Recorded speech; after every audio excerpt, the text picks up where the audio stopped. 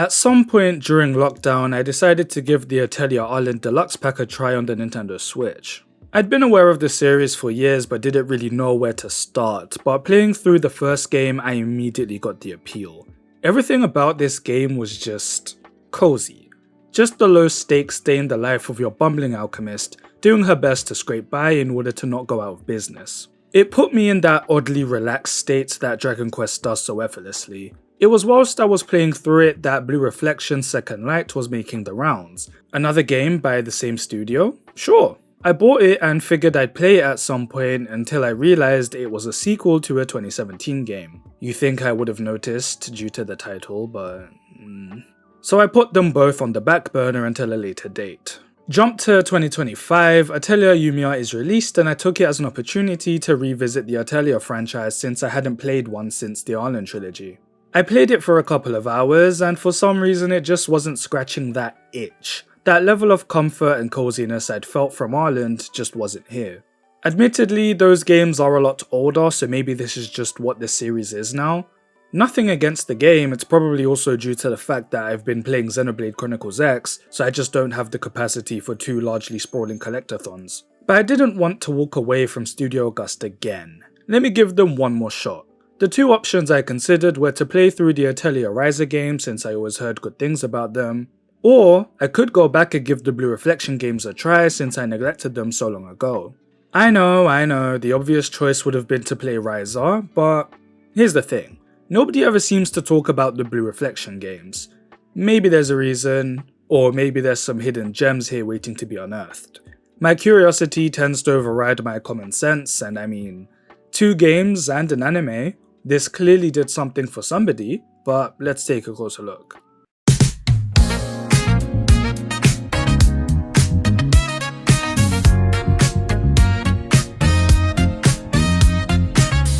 So in August 2016, Gust announced the Beautiful Girls Festival, which was a project comprising of 3 games. Atelier Firis, The Alchemist and the Mysterious Journey, Knights of Azure 2, and last but not least, Blue Reflection, Sword of the Girl Who Dances in Illusions. These games are by no means connected at all, at least franchise or story-wise anyway. The idea was that they would share a common creative philosophy, being stories centered on young women, moving beyond traditional RPG tropes to offer more introspective and character-driven narratives. Now, this may seem somewhat fallacious since RPGs have been known to be very story and character driven, as this was 2016, but I think the idea was that this was meant to be new for Gust. A shift in direction for them as a studio. I can't attest to that since all I've done is dip my toes into what they do, but I can get behind what they're trying to present. Today our focus will be on Blue Reflection, Sword of the Girl Who Dances in Illusions, and later on its sequel. Though I haven't played Atelier Firis or Knights of Azure, I can't say I'm not interested, so maybe an idea for another video to tie up this whole Beautiful Girls Festival thing? Let me know.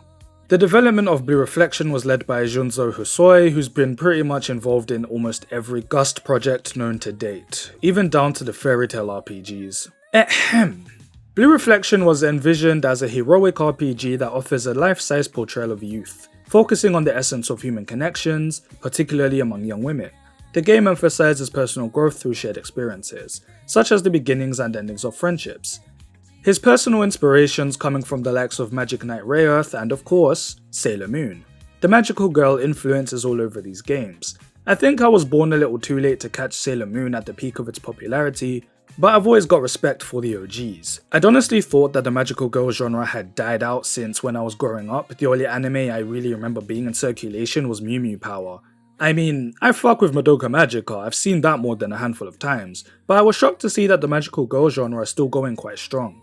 The game also had some serious firepower when it came to the creative team. You've got Keiichi Sigsawa, the guy behind Kino's Journey, alongside Igarashi and Atsumi, who I'm so sorry I don't recognize, but Kino's Journey though, it's a banger, so yeah. Okay, Melkishida on the visuals. This game looks absolutely gorgeous, and this isn't even just about the graphics, it's the art direction. The various shades of blue beautifully complement the white backdrops, instilling a sense of calmness and reflection which was central to the game's narrative, which we should get into. I've waffled long enough. This is Blue Reflection.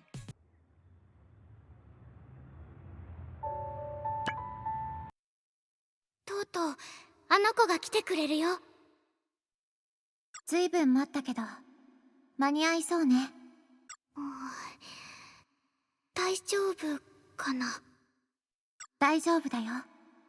Alright, okay, first thing. Neither of these games have an English dub, so just for the sake of audio style listeners, normally I do like to intersplice cutscenes and just let them play, but I'll keep that to a minimum with this one, so you'll just have to deal with my prepubescent style voice abridgedly narrating everything. And to be honest, the translation is full of typos and errors, so... okay, love you. Prologue. First step, last step. It's the start of the spring semester at Hoshinomiya Girls' High School. There's no music, just the sounds of girls walking to school together and chatting amongst each other. One stands out to us as she's the only girl walking alone with her head down. This is Hinako. As she reaches the school gates, the sounds around her fade into the background as she hesitates to enter. She slowly makes her way towards the teacher's lounge as she contemplates what she even wants to pursue in life, as well as dwelling on the fact that she missed out on the opportunity to wear the winter uniform, meaning she missed a semester. If there's anything you would have learnt about me by now, it's how much I value a strong opening. I like it when a story is able to establish its tone and themes within the first few minutes before we even understand what the storyline is. And this is a good example of that. It's slow, it's melancholic, it's quiet. It's emphasized that we've entered spring, representative of the fact that these are new beginnings for something to blossom, yet Hinako is so grey and washed out, clearly bothered by something and nobody to confide in. Though what follows isn't as graceful, as Hinako is ambushed in the hallway by somebody that remembers her from middle school. This is Sene, who exposits everything. She's overly excited to see Hinako as she wasn't sure if she'd be able to recover and return to education. Hinako was a well-known and famous ballet prodigy, but had to quit due to a knee injury. I used to be an adventurer like you. Nah, it's 2025, I'm better than that.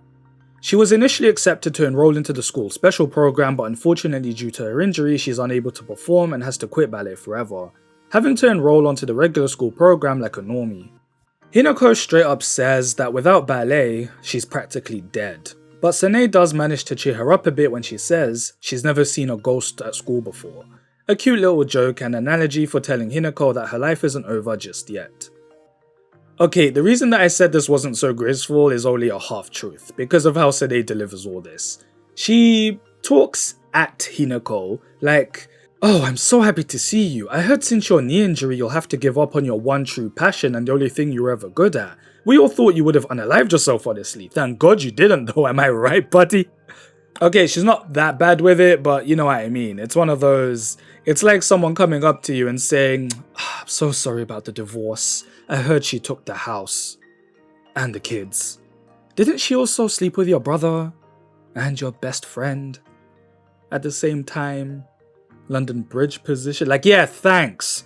Okay, forgive my hyperbolic tendencies. This is framed as just Sene being socially anxious and blurting out the wrong things unintentionally. She does mean well and she is a sweetheart.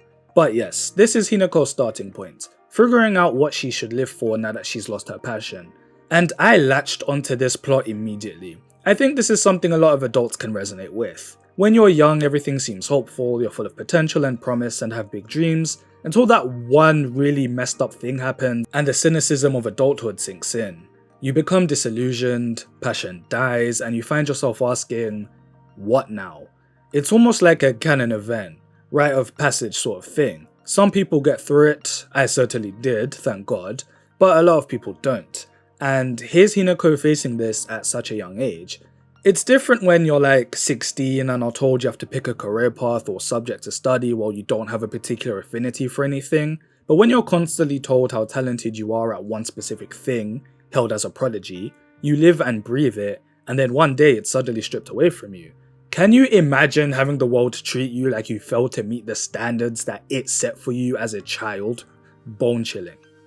Midway into the conversation, Sene starts to cackle maniacally, but nobody else seems to be able to see this. A bright light engulfs us and we awaken in this dreamlike place.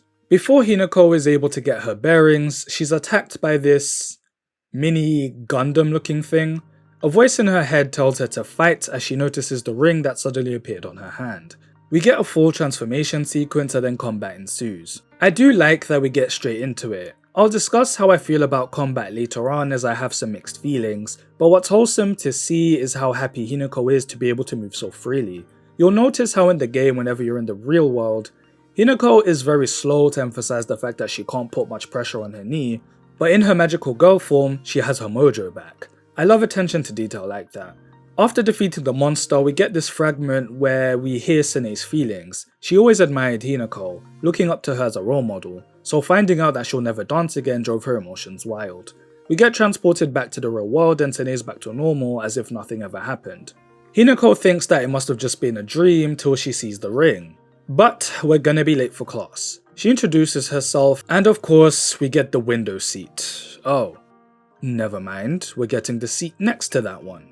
This game's so progressive. She's greeted by these two girls and we get the opening credits, which is annoyingly catchy.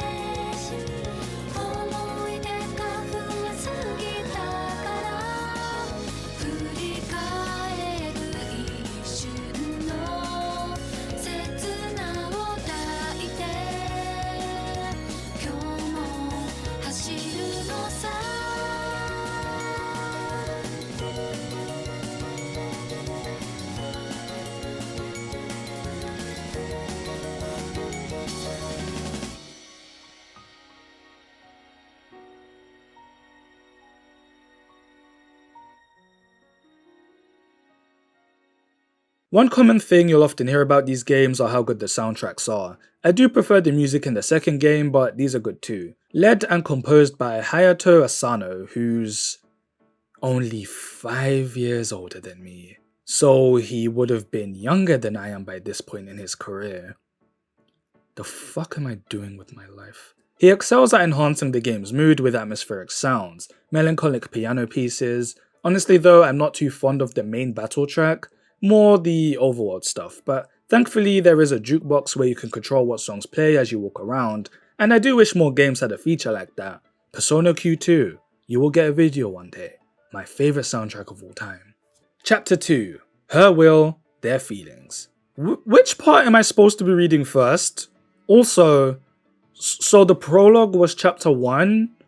Since when is that how it works? Am I stupid? These two girls are Yuzu and Lime, who nominate Hinako for the Student Festival Planning Committee. Hinako is very apprehensive, but Sene also applies pressure. She reluctantly agrees as Yuzu and Lime say that the reason they nominated her is because it's a good way for her to meet and interact with new people. This is so funny when you think about this from Hinako's point of view because she has no idea who these people are and they're just openly ruining her life. They tell Hinako to meet them on the rooftop as they have some things to discuss with her privately. They go on ahead as Sene points out that the two just randomly transferred in one day. As Hinako follows after the duo, another character seems to recognize her from afar. On the rooftop, the twins tell Hinako that she's become a reflector, and it was their voices that she heard before fighting that creature. Naturally, she bombards them with questions like what that place even was, what was the deal with her hearing Sene's thoughts, why she was able to move around so freely despite her knee injury, until another classmate, Rin, interrupts the conversation, asking them how she can confess her feelings to a boy that she likes. The twins are genuinely accommodating to her problem, but Hinako looks so disinterested, and I don't blame her. We yap about this for a while as she comes up with an excuse for every piece of advice that we give her. And just as I was starting to think that this was going on for way too long,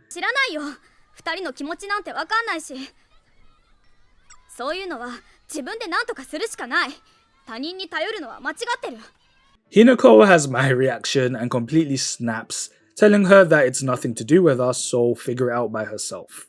Causing Rin to go into a similar frenzy that Sene had earlier as we warp again but to a slightly different location than before. The twins explain to Hinako that this is humanity's collective unconscious, otherwise known as the common, and it's split into 4 zones based on emotion. Happiness, fear, sorrow, and anger. Right now we're in sorrow.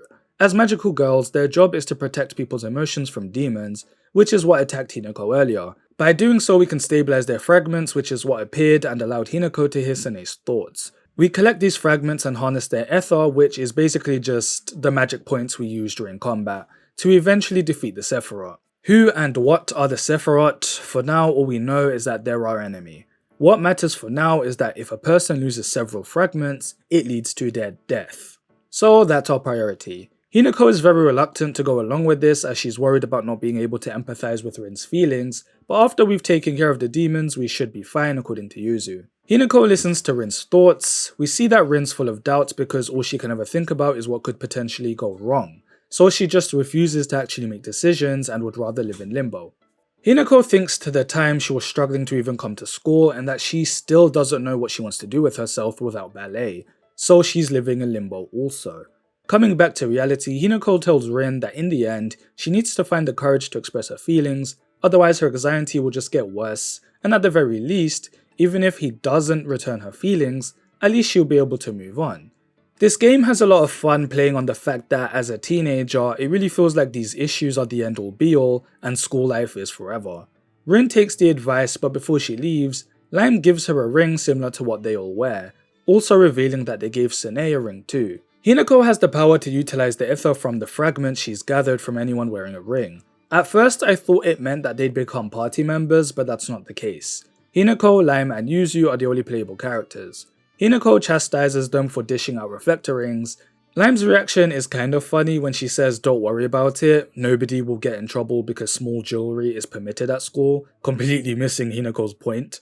Yuzu rebuttals saying that they need allies fast in order to save the world. Hinako of course doesn't really care about the world, but Lime follows up by saying that if they defeat all the Sephiroth, Hinako will be granted one wish, which is obviously enough to convince her, but as the twins walk away, they do seem to be hiding something. Ending the chapter. Hinako is characterized extremely well, and you get the idea of what the main theme is going to be. Yes, Hinako was able to learn to empathize once, but she still has a long way to go. Given the fact that she's only willing to save the world if it means she can get what she lost, and everything is framed in a way that she doesn't come across as insufferable.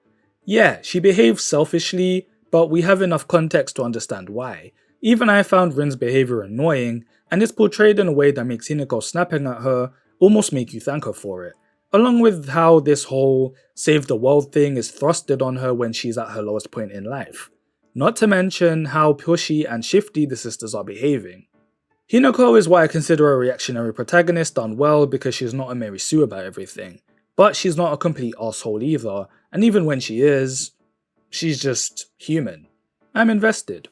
Chapter 3, Étoile like the moon.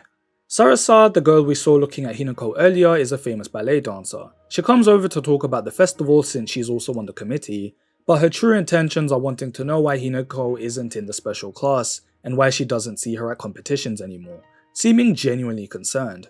So Hinako responds by telling her to meet her on the roof after school and she'll explain everything then. During the school day, Sarasa struggles to focus and her classmate Mao comes over to find out what's up. As the two talk, we find out Mao's a famous actress. In the meantime, Hinako sulks too, mulling over what to say to Sarasa.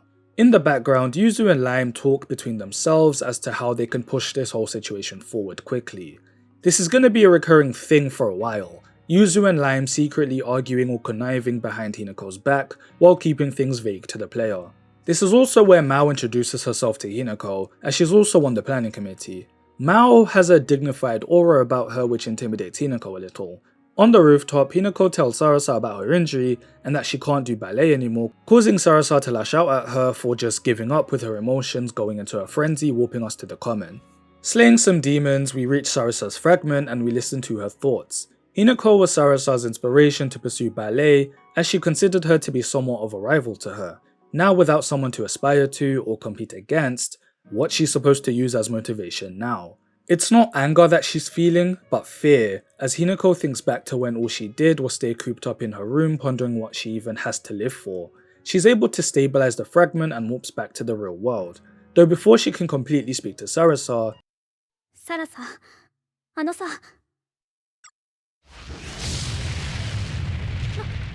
何？これは。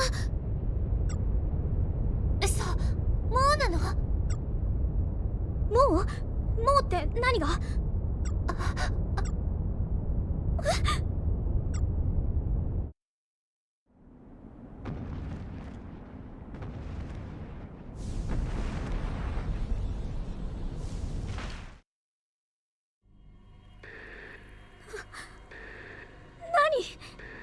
あれが原種だよ。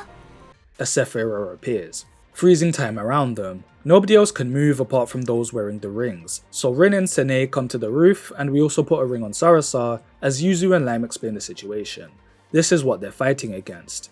When a Sephiroth gets close, it's as if we're in the common. I have to say, I love the designs of the Sephiroth. They're exactly what godlike designs should be when you're telling this type of story, and the designs get more complex, colossal in size, and contrast with everything else. Not just that, but these boss fights are the best part of the game for me. When I say I have mixed feelings on the combat, these are the good half. And they're always finished by a cool looking cutscene.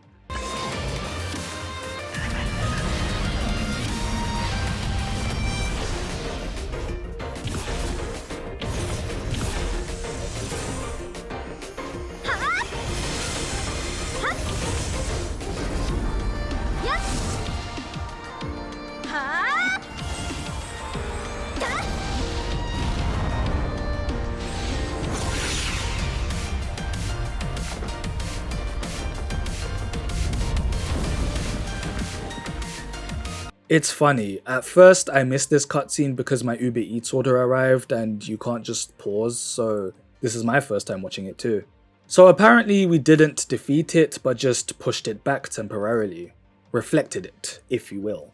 There are 22 points on Earth protected by reflectors, with Hoshinomiya High School being the 17th point, because of course it would be a high school. This isn't a critique, I know it's a demographic thing, but I do love this lore drop.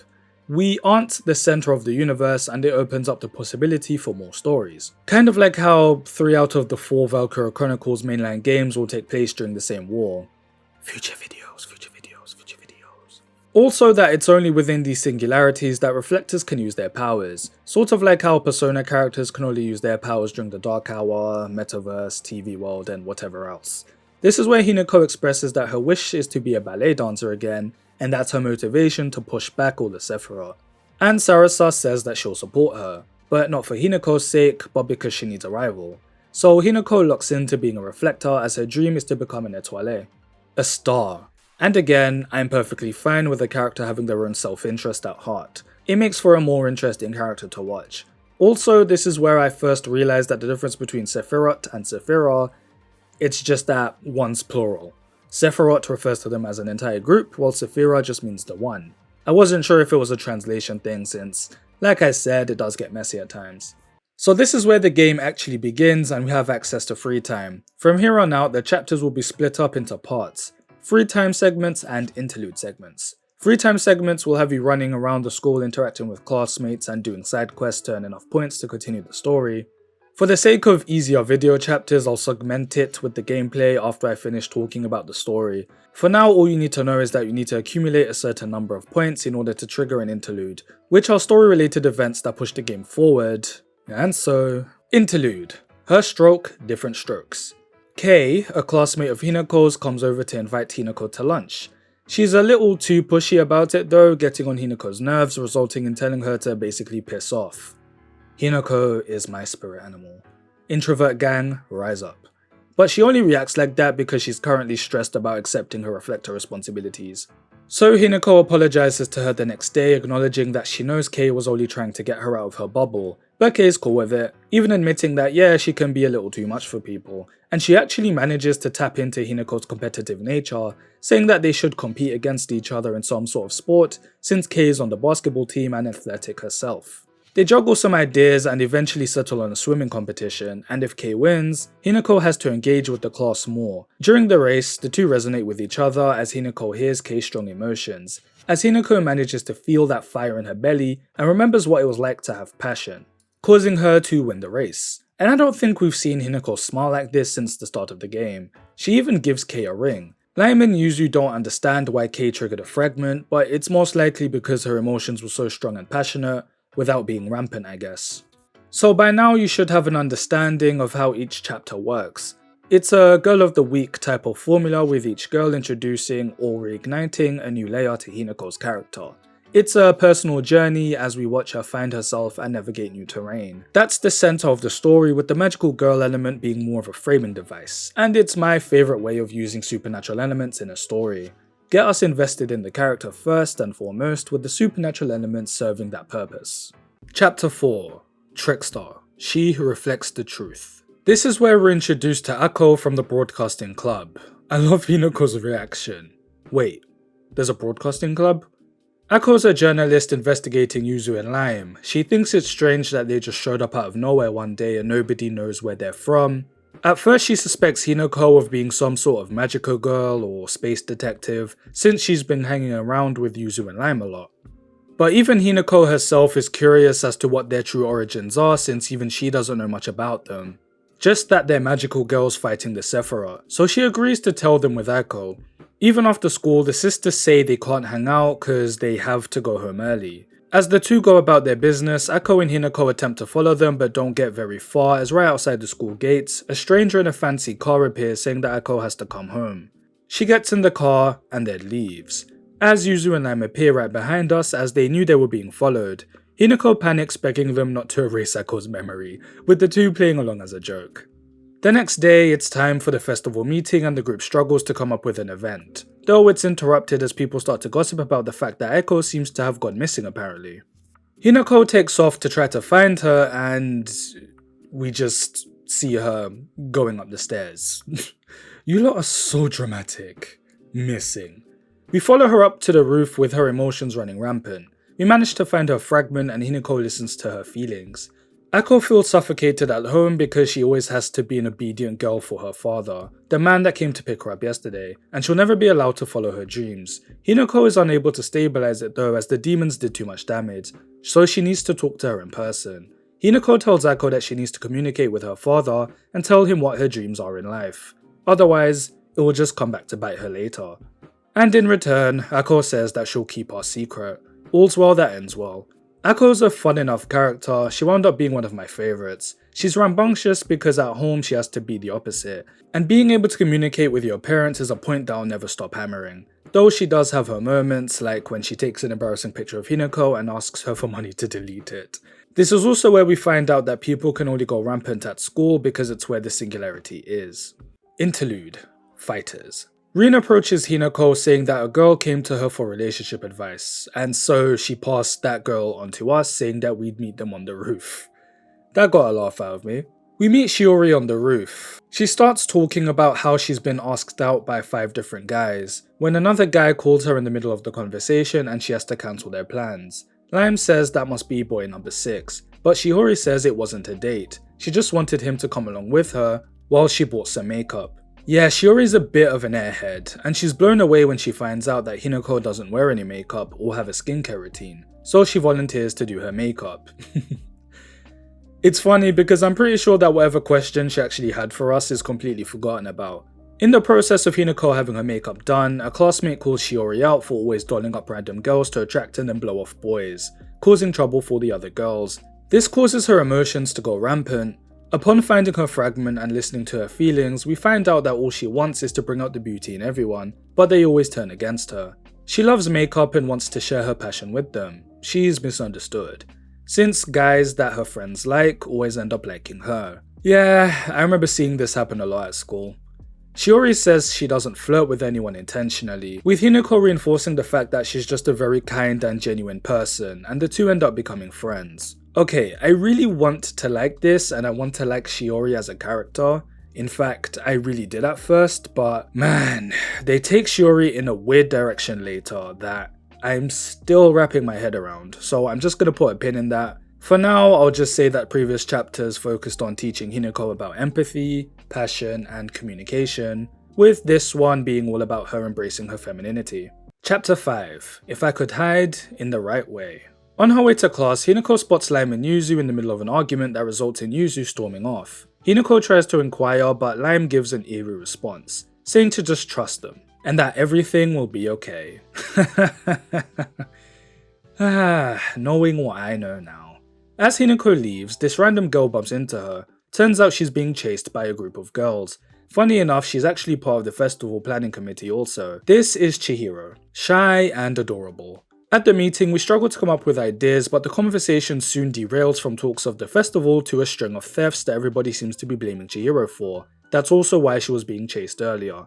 Hinako stands up for her, but it doesn't really help things since Chihiro was too shy to actually speak up to deny anything. They still try to bully her, but Hinako gets them to piss off. Though later on they retaliate by hiding Hinako's shoes. This kind of made me laugh because Hinako is the wrong person to try this with. She just doesn't give enough of a fuck. You won't get a reaction out of her.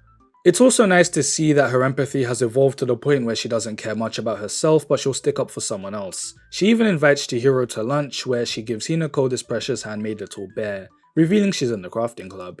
After school, Hinako hears that the girls that were bullying Chihiro before have taken her to the roof. I swear, the roof is where everything happens. Though now that I think about it, we couldn't access the roof at my school, so confrontations always happened in the toilets. Hinako confronts them, but then they start insulting her about her injured knee. Hinako is more shocked than upset, since nobody should really know about how harsh her knee injury was, so she internally questions how that got out. But then Lime comes to the rescue as she has a recording that proves the ringleader of the bullies is responsible for all the recent deaths. So the group all turns on the ringleader, but for some reason this makes Chihiro's emotions run rampant. So we jump into the common. While we're here, we find out what Yuzu and Lime were arguing about before. See, Yuzu and Lime looked into Chihiro thinking she was a shoplifter, though when they found out she wasn't, Yuzu wanted to look into it further to find the true culprit and prove her innocence, but Lime wanted to just leave things to play out so that Chihiro's emotions would run rampant and they'd get a fragment out of it.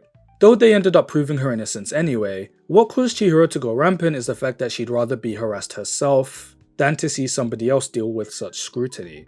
So for Lime, proving Chihiro's innocence was a win-win, as she doubles down on the fact that she doesn't care what causes someone going rampant, as long as it leads to a fragment. So yeah, she was more than happy to sit there and just watch Chihiro be bullied so long as a fragment came out, and I have to say, I really like this little twist. I already liked Hinako as a character, but this is where I started to pay more attention, as Yuzu and Lime are a lot more dynamic than they initially come across. As we progress through the game, is the more you realize, Lime is just a pure pragmatist. She's an ends justifies the means type of person, and it will be her and Yuzu's clashing of ideologies which will cause a lot of the conflict over the next few chapters. When we reach Chihiro's fragment, it turns out that she knew that the ringleader of the bullies was responsible for the thefts all along, but she felt powerless to do anything and so she feels guilty for it. Though the moment we return to the real world, a Saphira appears, my favourite part of the game. Once we've pushed back the Saphira, Hinako and Yuzu want to check on Chihiro, but Lime says there's no point since they've already restored her fragment. Hinako tries to address this issue with Lime's thinking, but Lime cuts her off, saying they don't have time to debate methods. Whatever works is what works, and she leaves. Speaking to Chihiro, Hinako says that her not standing up for herself was more likely more than just her feeling powerless, but probably came from a place of not wanting to cause further conflict, and that her choosing to bear the cross was just her way of trying to make sure that everyone gets along. But she shouldn't get hung up on the fact that people don't behave the way that we want them to, and that she should focus on doing what she enjoys, since the only thing you can control is yourself. Hinako is spitting right now. This is legitimate advice that I give to people sometimes. After that's resolved, Yuzu has suspicions about the fact that even though Chihiro had spotted the thief, that didn't deter them from continuing to steal, meaning they had some sort of ulterior motive or motivation. Later on, Chihiro makes Hinako a phone cover to say thank you, and as this happens, Mao seems to be eavesdropping. You're a villain, aren't you? This chapter was an absolute banger. Interlude. The keys march on. Do you follow me? As Hinako strolls through the hallway, she hears a lovely melody coming from the music room. This is Fumio the pianist. And she's talking to herself. Finally, a character I can relate to. She has a tendency to speak all her intrusive thoughts out loud. Like, if I'm too assertive, this person may think I'm aggressive, so let me respond nicely. That sort of stuff. She's as quirky as they come. She's from the special class and a piano prodigy, though she's struggling to make headway in her latest piece. So she talks about needing a death march to increase her performance. It's a term she learnt from her software engineer father, which means endless nights and no days off, as that's how they crunch to meet deadlines. Guys, are we breaking the fourth wall and venting our frustrations? I love creative media.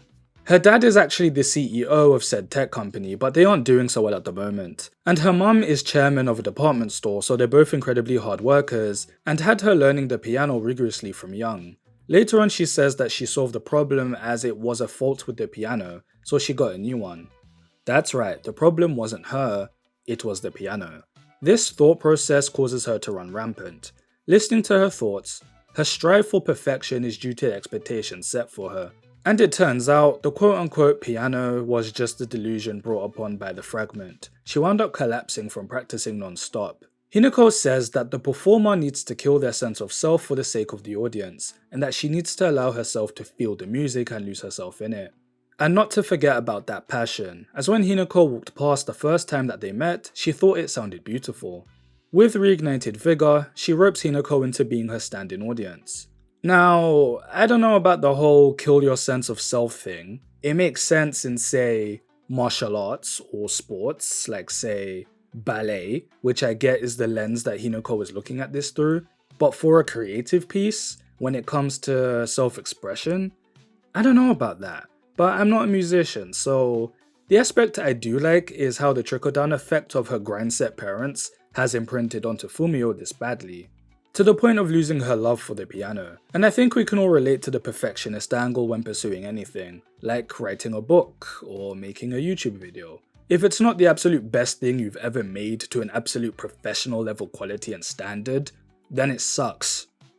Right? Interlude. Baton, ring, and on your mark. Here we're introduced to Rika and Kayori. Rika is trying to convince Kayori to get back into track and field, but Kayori says she won't win the big meet, so what's the point? Rika pushes the fact that her senpai Miki wants to talk to her since Miki is the reason Kayori got into track and field back in middle school. Senpai, are you watching? Senpai is busy furthering her education, Rika. Kayori is still disinterested though. Later on, Rika finds a hidden camera in the locker room, so nobody's able to focus on practice. According to Ako, her sources say that the culprit was Miki and she was apprehended for it. The betrayal that Kayori and Rika feel from this causes them to argue even further, causing them both to go rampant. In the common, there are multiple fragments belonging to all the club members, attracting a lot of demons, so it takes a while to find the ones that belong to the two friends, but we find them eventually. While listening to their thoughts, Hinako thinks about what it was like learning about the senior ballet dancers. She used to look up to them as role models until she realized how twisted some of them were and became disappointed. The two calm down and manage to reconcile, but Kayori still doesn't want to return to the track team, as we see that fragments don't solve everything. All we do is stabilize a person's emotions, but we don't change anything about them. Kayori walks away as Rika laments that without track, there's nothing that links them anymore, but they'll always be close. One day, she'll pass her the baton. This is an interesting one. I found myself caring less about the humanizing your idols theme and more about the drifting of two childhood friends as you get older and develop new interests. At first, Kayori is more characterized as just being disinterested in anything as she's so attached to her phone, but the more you get to know her, the more you realize she's just interested in new things. She's actually very open-minded to various hobbies. She even gets into gaming and anime. She's lost motivation for track, but she's still interested in broadening her horizons. And it's a nice mirror for Hinako, as branching out into new things is what she's trying to do. It's the whole plot of the game. Though one quit their hobby due to disinterest while the other was forced. Ultimately, they still wind up in the same position. At the end of the day, they both lost their passion. And here's Riko afraid of losing a childhood friend, but accepts that the two need to walk their own paths in life. Life's confusing when you grow up, isn't it, Brian? It is. Chapter 6. Did someone who called me? The planning committee finally settles on a play. Hinako suggests The Little Mermaid, with everyone being skeptical about the fact that it's just a childish fairy tale, until Hinako gives the actual version of the story, which ends with the mermaid trading her voice for legs so that she can walk on land to marry the prince. But it turns out that the prince married someone else, causing the mermaid to shrivel up and die. A little on the nose there, huh, Hinako? Everyone's on board when they realize it's actually a tragedy, nominating Hinako to play the mermaid, as opposed to the professional actress, Mao. In Higurashi, villains are made depending on which girl you give a toy to.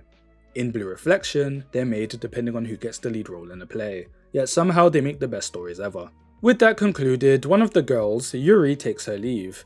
Everyone talks about how Yuri is always the first to leave as she always seems disinterested in the planning committee. She allegedly has an IQ of 300. She's on the same level as Dr. Eggman apparently. There should be something we can do with that in Sonic Chronicles 2.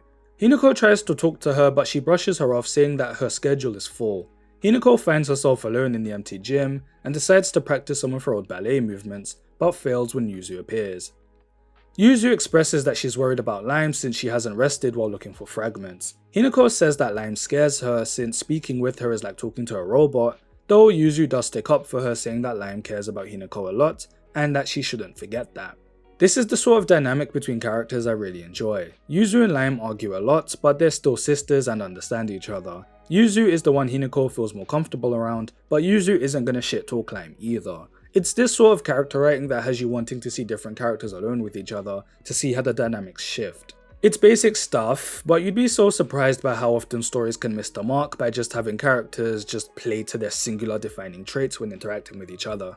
The conversation is interrupted as we're randomly pulled into the common. We're in the center at the core for a few moments before suddenly returning as a Saphira appears.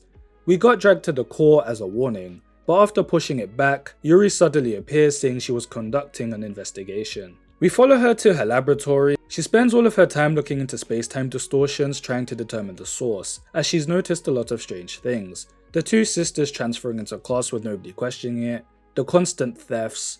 Someone is deliberately trying to upset people. She then says that Hinako probably wouldn't know because of how late she transferred into school. But you haven't noticed the rings we all suddenly started wearing? Or the magical girl articles that Ako's been writing? Though she doesn't know how social media and stuff works, so I can excuse that. She doesn't really understand fashion, nor does she pay that much attention to other people. I guess Yuri is just so in her own head and neurodivergent, which does get established later, that she has a tendency to miss the forest for the trees. And Hinako just listens to her talk without addressing any of it and takes her leave. At first I did wonder why Hinako seemed to be keeping the whole magical girl thing a secret from her, but I guess the logic is that it's only worth telling people whose fragments you've obtained, otherwise there's no point. Chapter 7, Philosopher and Empress. Mao says the script for the play is finished and we have our first table read later and takes her leave. Lime seems very tense whenever Mao's around. Hinako tries to confront Lime about her way of doing things, but to no avail, with Lime pretty much being like, "You want it to be one way." What? You want it to be one way, but it's the other way. At the table read, the scripts end up being complete garbage. Mao claims that the script must have been sabotaged and demands to know who was responsible, but Lime confronts Mao, saying not only did Mao sabotage the script, but she's also the one responsible for all the thefts, spreading the information about Hinako's leg, amongst other things that have been causing disarray amongst all the girls, deliberately tampering with their emotions. Mao ends up confessing to everything. Have you guys ever had your phone go missing and the person who stole it is the one trying the hardest to find it? Mao's giving that energy with the script. Mao justifies all of her actions, saying that people need an outlet for their negative emotions. For example, the girl she goaded into stealing used to complain that she was always getting bullied, so she made a victim out of Chihiro so that she could become the bully. If Mao had just sat back and allowed everyone's emotions to reach a boiling point, things could have escalated, yielding worse results than what we've ended up with. As twisted as her logic is, I am weirdly following along with it. Not agreeing, but I can see how it makes sense to her. She's just that cynical of a person, and it's really sad. Considering that she's an actress, I had some dark thoughts in my head as to how she ended up like this. Hinako argues that all things considered, none of that excuses messing with the script. Surely that came from a more selfish place. This accusation causes Mao to go rampant. We reach her fragment in the common, but it rejects us and we're unable to stabilize it. She's just too dark and twisted, booting us out of the common. Though Hinako is able to figure out that the reason Mao sabotaged the play was because she felt insulted that she wasn't even considered for the lead role. So Hinako recommends that we hold an audition for the lead, which seems to calm the room down, as thankfully everybody seems to have forgotten the past few minutes, and another Saphira appears, and this soundtrack is an absolute banger.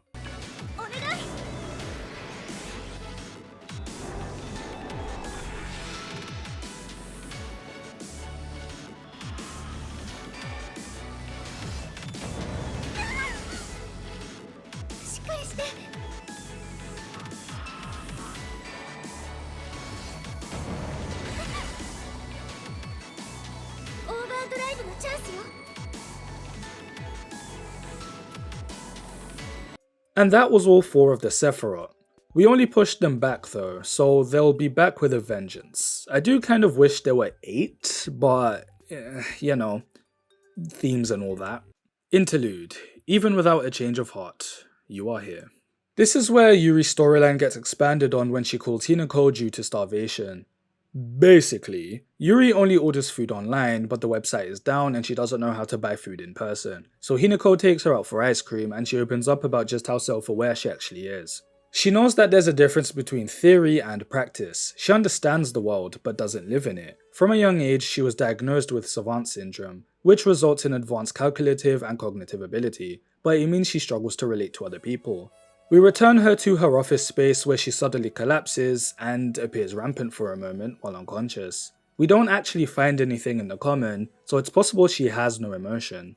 We explain this all to her, about the common, about magical girls, fragments, all of it.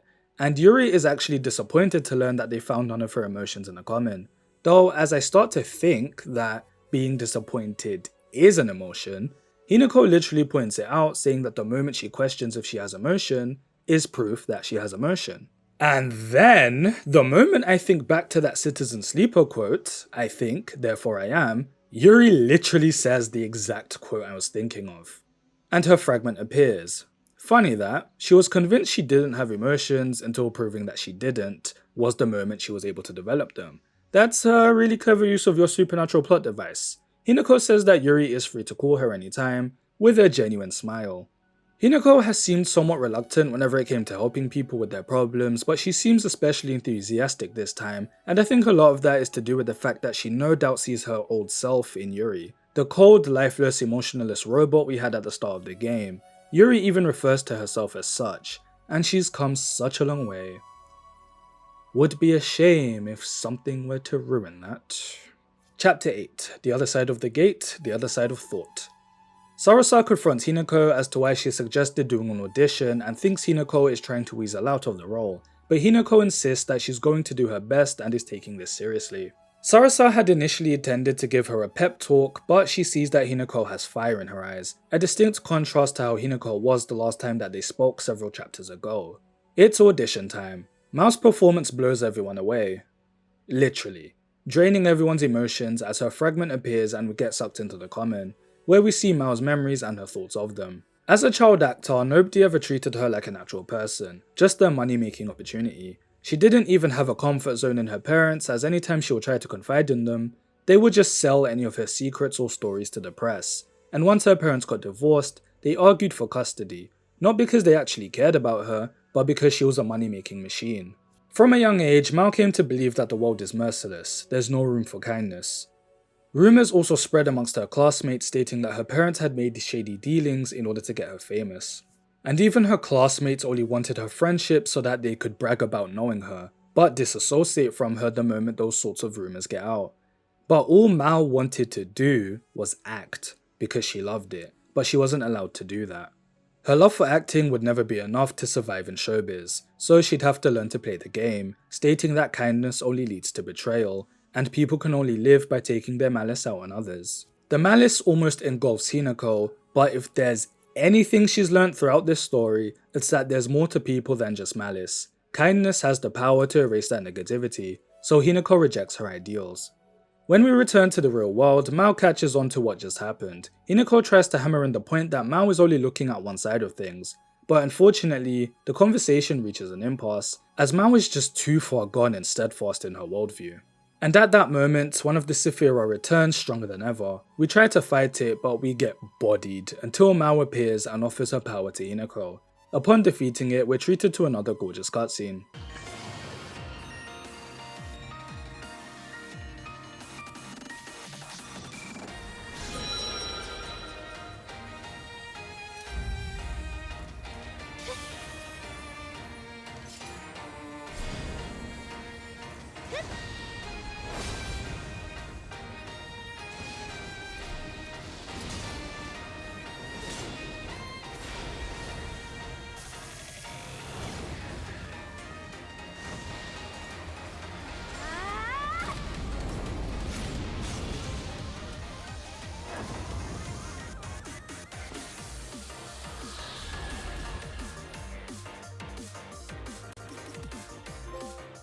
And this time, we don't just push it back, but actually defeat it. There's still friction between Mao and Hinako, but Mao tells Hinako to play the lead, since the morale would probably be a lot better if Hinako were running things, as Mao would probably just drive everyone wild with her professional level standards. As she leaves, Hinako ponders if she would have ended up like Mao if she allowed herself to give into the negative emotions she had at the start of the game. Would she have gone out of her way to sabotage and lash out at the other students and their opportunities out of spite for not being able to pursue her own dreams? I like that talk no jutsu didn't really work here. Mao continues to be a dickhead for the rest of the game, and I don't really blame her. It always annoys me in fiction when an antagonist has a tragic childhood that warps their perspective and gives them twisted convictions, only to have that all undone in a single conversation or encounter. Mao even feels Hinako's positive emotions when she puts the ring on and they synergize, and she likes the feeling, but she knows they don't belong to her. She just isn't capable of seeing the world that way. Yet. And that's kind of my point. Developing a character to that degree takes a long time. Blue Reflection understands that this doesn't just go away because the protagonist said so. Towards the end of the chapter, Yuri approaches Hinako, Yuzu, and Lime with an interesting revelation. Through her copious research, she concludes that nothing we do in the common will influence the physical world, meaning that even if they defeat the Sephiroth, Hinako's leg won't heal, forcing Lime to confess the truth. She lied, just so that Hinako would be motivated to fight, and rightfully so, Hinako storms off in tears. This might be around the time that you're starting to wonder, why exactly was Hinako chosen for the task of defeating the Sephiroth? Why was she chosen? Normally that sort of thing is explained right in the beginning. Usually they're a descendant of or a reincarnation of some sort of deity or whatever. But what is it about Hinako that pushed the sisters this far in order to get her to go along with this cause? We'll get there eventually. Also, from this point on, we're done with the interlude chapters. We've got 4 chapters left and they'll go by fairly quickly, so we're almost at the end. Chapter 9. Wish. Hinako has an existential crisis as she's right back to square one, questioning her existence and what her purpose is for living, since the entire time she was purely driven by the fact that she'd be able to do ballet again. She confides in Sarasa, but seeing Hinako revert back to how she was before is enough to cause Sarasa to go rampant. While Hinako explores her fragment, she sees that Sarasa actually stayed up night and day in order to research methods to help Hinako get back into ballet. This is enough to make Hinako realize how selfish she's been behaving, and that all of her friends have been sharing this burden with her, so she can't just think about her own interests anymore. She's going to believe in herself and everyone. And at this time, a Sephiroth returns. Yuzu and Lime are about to face it alone until Hinako comes to their aid.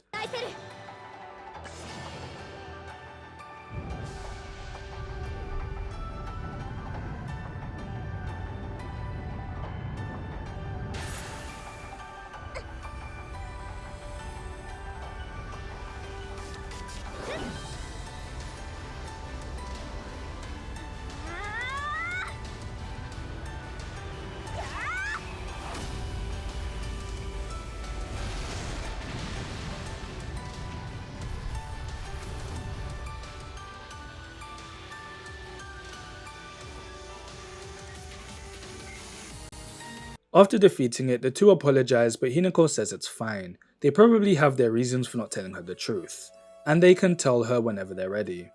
Well, I'd be annoyed, but if that's Hinako's decision, then I'll stand by it.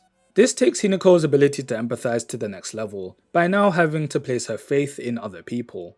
I just love how every chapter pushes her development further, so it's believable that she'd bounce back from this blow so quickly. She was driven by a singular motivation, but what was obvious for us as the player to see wasn't even something that she was cognizant of until this very moment. I love it when we get to witness a character develop without them even realizing it. Chapter 10. Confession. We're all ready. Okay, who's ready to get beaten over the head with an emotional hammer? Kaori is apparently meeting up with someone she met online, and Rika is trying to talk her out of it. I don't know, being catfished was a rite of passage for my generation, honestly. So Rika goes with her. The two end up sprinting back as it ended up being a man. Kaori is amazed by how fast Kaori has gotten since she used to be so much faster than her, and she goes rampant. Listening to her thoughts, Kaori felt like she hit a wall and plateaued, so her passion for running died. But Rika kept improving, so it bruised her ego. Watching Kaori and Rika patch things up pushes Yuzu and Lime to be honest with Hinako. Though before that, Hinako says she's okay with not dancing again. She's realized that there's more to life. As the words leave her mouth, a Sephiroth appears. Upon defeating it, we get the big revelation. Yuzu and Lime are dead.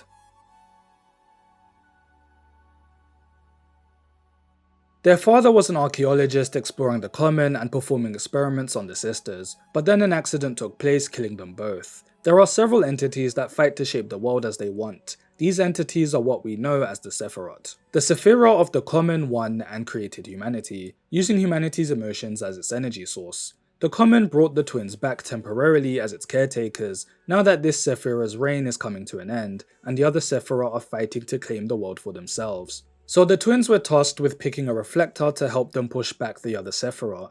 The twins picked Hinako because, before they died, they used to watch her performances and were huge fans of hers. It was their voices that she had flashbacks about before, as she had actually met them back then. It's elements like that remind you Yuzu and Lime aren't omniscient beings. They're still just kids at the end of the day. I attribute the reason for them becoming the overseers of the common was most likely some sort of sins of the father type situation. The Sephiroth probably is just punishing them for whatever experiments their father tried to do on the common. Once the final Sephiroth has been defeated, time will reset to how it once was, erasing the sisters from the world, meaning Hinako and everyone else will forget about them, as they would have never existed. Okay, so at this point I wasn't really sure how to take this. Parts of this twist feel very hand-waved, because we don't actually get any more context as to who exactly their father was, or this organization that was researching the common, or what the accident was. In hindsight, I can understand that none of that is the point. What we're meant to be focused on is the tragedy of Lime and Yuzu being wiped away from existence. And of course the thought of two young girls being dead is Evangelion levels of depressing, but there was a huge part of my brain that wondered if this was going to be undone, or circumvented in some way. Can the sisters be saved? I suppose you could say that it just hadn't hit me yet. I'm not the sort of person that processes information straight away. I tend to leave things in the air without really forming an opinion or response until something cements it. And boy, does the next chapter cement it. Chapter 11. Why do people believe in ghosts? The sisters' origins. The final Sephiroth arrives. We beat it, but Hinako refuses to finish it off as she can't stand the thought of saying goodbye to Yuzu and Lime. We then get a montage of the three hanging out the day before, enjoying their final day together, as they do their best to have a day so unforgettable that Hinako will have to remember them. Damn it, this is sad. Lime even talks a little bit about why she tends to think the way that she does, which gives us more understanding of her character. Her logic is that because she knew nobody would remember her anyway, that's what gave her the leeway to go a step further with taking advantage of people's emotions. And I do like that little bit of extra context because that's what a good twist should do, add an extra layer to the things we've seen before. I kind of just want to let this entire sequence play out, but I don't think my heart could take it. Why am I croaking up just thinking about it? The montage ends with Yuzu and Lime telling Hinako their final wish, for her to save the world. Then the following morning you walk around as Hinako and have one final morale boosting chat with all her friends we made along the way. Even Mao gives her a pep talk.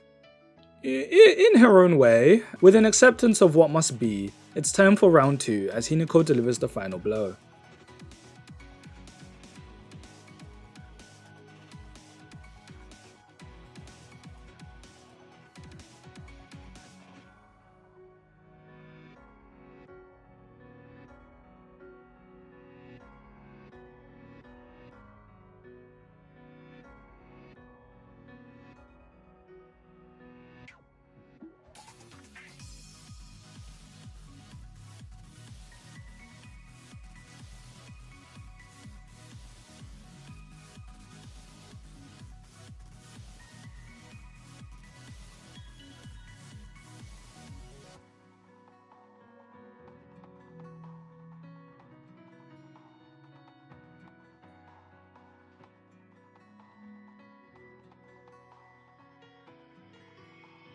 Chapter 12.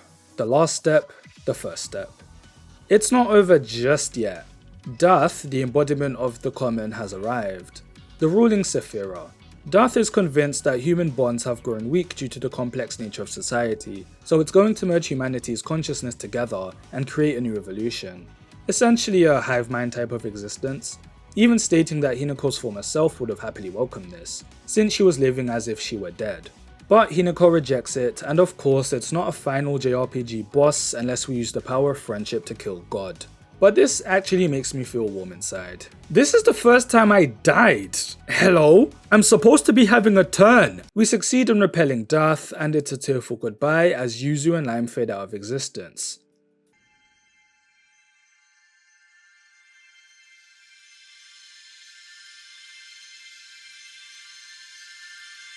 Sayonara. Sayonara.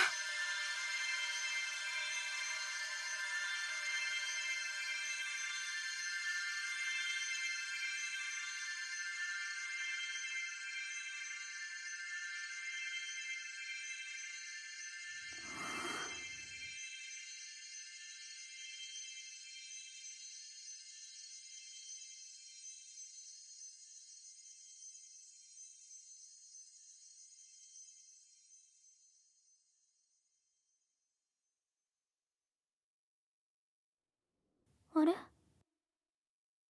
私、なんでこんなところにいるんだろう。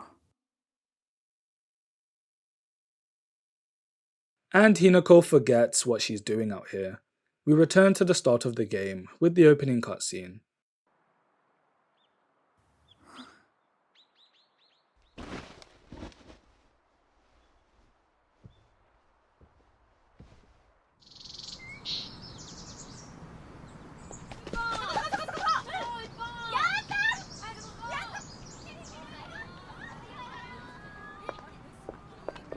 Ohayo.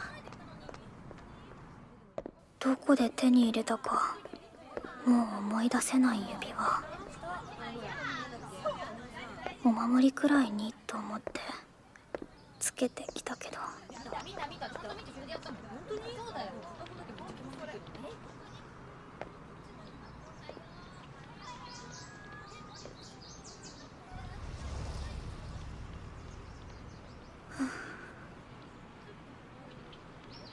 ひなちゃん。あ、ゆず、ライム。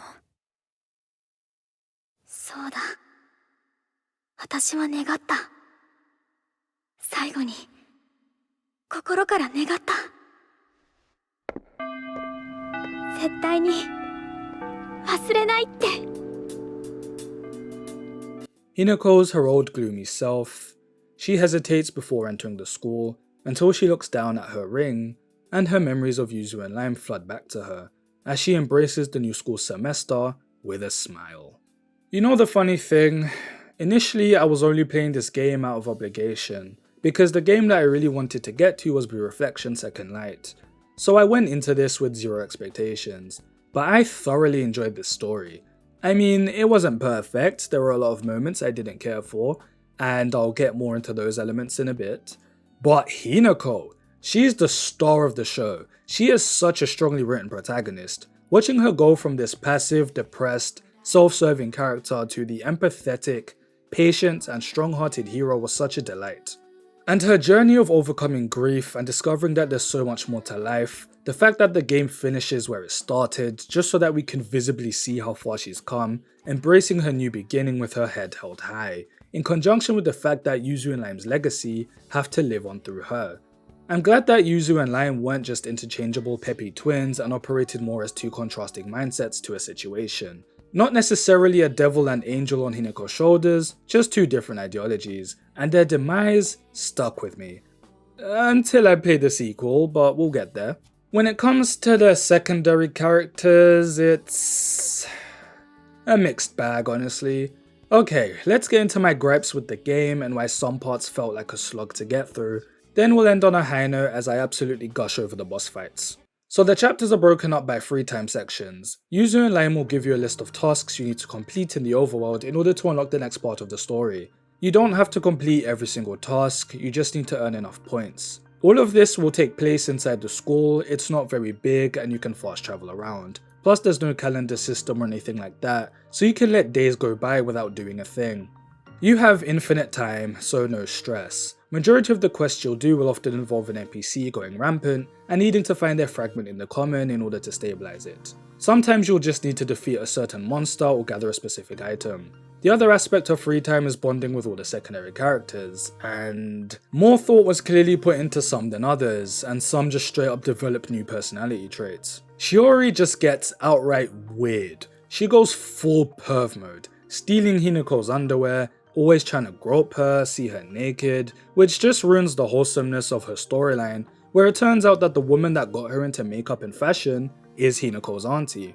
But I don't know, I just don't know. And that's the thing, a lot of these do just come across as just being goofy, while some are taken more seriously, so it leaves me in a state of feeling disengaged most of the time. Because on one hand you've got Yuri trying to get out of her comfort zone and expand her echo chambers, which is wholesome to watch, you've also got Rika struggling to prove that hard work can overcome natural talent, and the fact that she's afraid that her envy will eventually turn into bitterness, and can relate to that shit. On the other hand, you've got Sene trying to use rap battles as a way to improve her confidence. How many?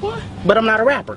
And Sarasa comes across as so tone deaf when she thinks she could relate to Hinako after having a minor injury, which feels like backtracking over what we accomplished in the main story. Though in some cases, they're decent enough continuations of where we left them in the plot. Ako starts a YouTube channel which gets very popular that leads to envy from her classmates, so she has to deal with that along with finding a healthy work-life balance. Kayori finds a new passion with cosplaying but has a hard time dealing with the fact that people are making fun of her for it. Truly, this game takes place before the Great Shift. If you know, you know. Chihiro develops more confidence and becomes more assertive, but it does feel like a repeat as it stems from her getting bullied again, but it does work and help her become more popular. Fumio still struggles with her music as it turns out Hinako's advice wasn't the best. Kei's competitive nature gets her in trouble with the seniors.